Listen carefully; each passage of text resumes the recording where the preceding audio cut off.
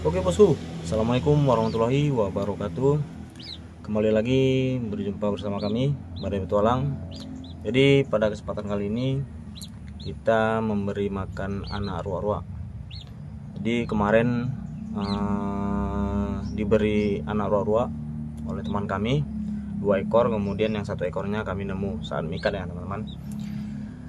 Jadi sebenarnya cara merawat anak ruak-ruak itu ya bisa dipastikan eksperimen para pemeliharanya. Jadi enggak apa ya, dia itu tidak harus begini harus gitu, enggak. Jadi menurut saya itu setiap burung itu yang kita pelihara itu semuanya pasti berbeda-beda karena karakternya juga berbeda-beda ya. Jadi kita tidak bisa saling menyalahkan. Oh kata si Anu cara merawatnya seperti ini, dan kemudian menurut si Anu seperti ini gitu. Jadi kita tidak bisa menyalahkan seseorang yang memberikan cara atau tutorial untuk merawat anak ruak-ruak. Jadi itu sah-sah saja. Kemungkinan saat dia memelihara caranya seperti itu, maka dia memberikan saran atau tutorial seperti itu. Kemudian ada lagi yang berbeda, kemungkinan pengalaman dia seperti itu. Jadi tidak ada yang sama.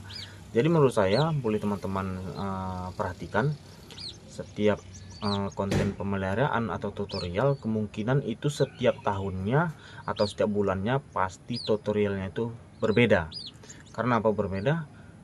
Karena itu tadi saya katakan bahwasanya anakan yang kita pelihara atau yang kita rawat itu karakternya berbeda-beda.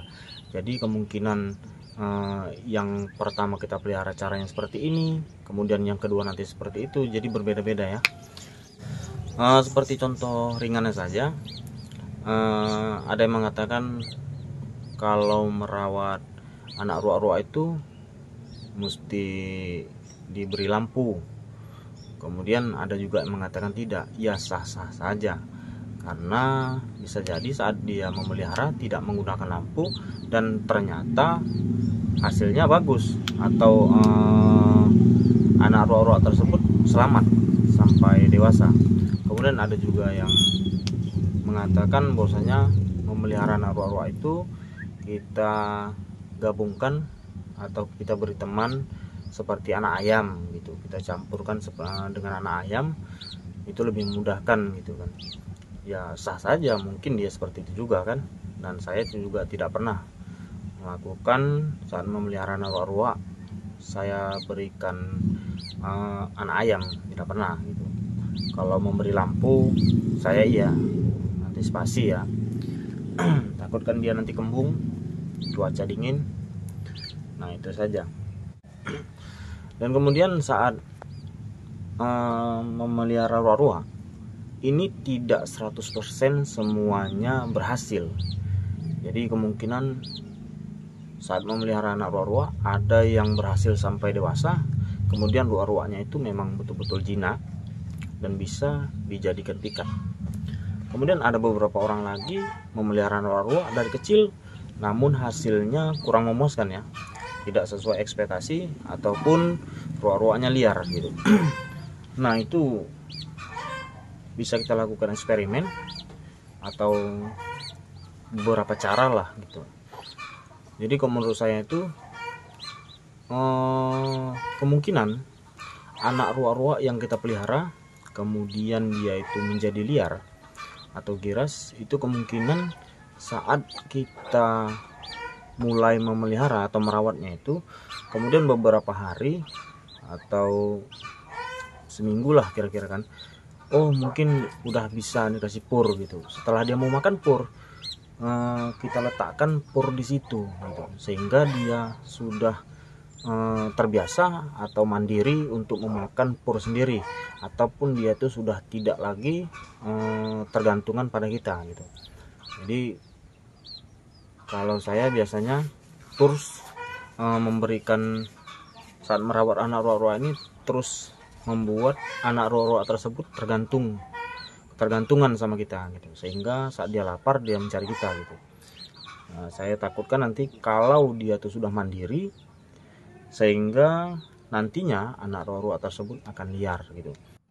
Dan kemudian untuk roa-roa,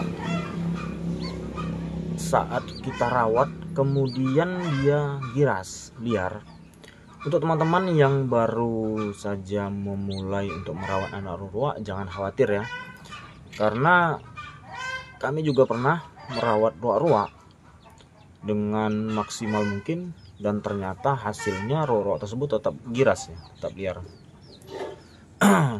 Jadi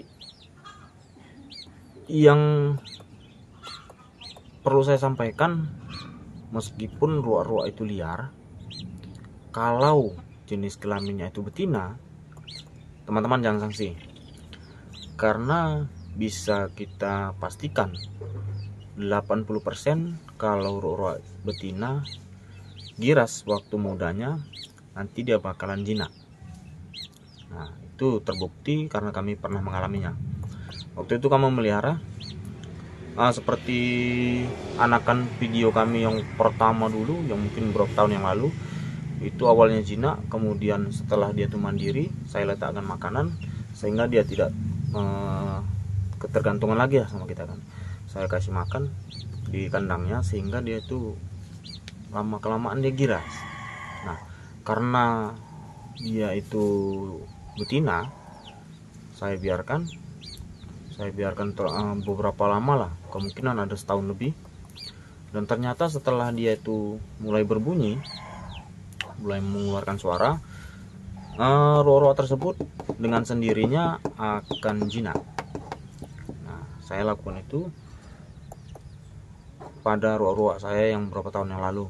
Mungkin ada videonya yang beberapa tahun yang lalu, 2 tahun yang lalu kalau tidak salah ya. Nah, jadi jangan khawatir kalau kita memelihara anak roa tapi giras. Nah, apalagi dia itu kalau betina, saya mungkin bisa jamin 80% bakal jinak. Beda halnya dengan jantan ya. Jantan ini sedikit sulit ya, karena dia juga karakternya itu sangat berbeda ya dengan betina. Kemudian jantan pun kalau yang sudah berbunyi, biasanya kalaupun dia jinak, dia tetap itu tidak seperti jinaknya betina ya. Dia bakalan garang terus menyerang kita. Oke teman-teman, jadi menurut saya seperti itu. Untuk teman-teman yang memiliki pengalaman yang lain atau pernah memiliki pengalaman saat merawat roa-roa, atau berbeda pengalaman dengan saya, atau caranya berbeda dengan saya, teman-teman boleh berikan saran atau komentar di kolom komentar ya teman-teman ya, agar kita dapat saling menambah ilmu. Ya, itu menurut saya bagi sesama pemikat ya, saling bertukar pikiran. Oke teman-teman ya, mungkin video kami cukup sampai di sini. Mudah-mudahan kita akan bertemu di lain waktu. Billahi taufik wal hidayah. Assalamualaikum warahmatullahi wabarakatuh. Salam satu hobi.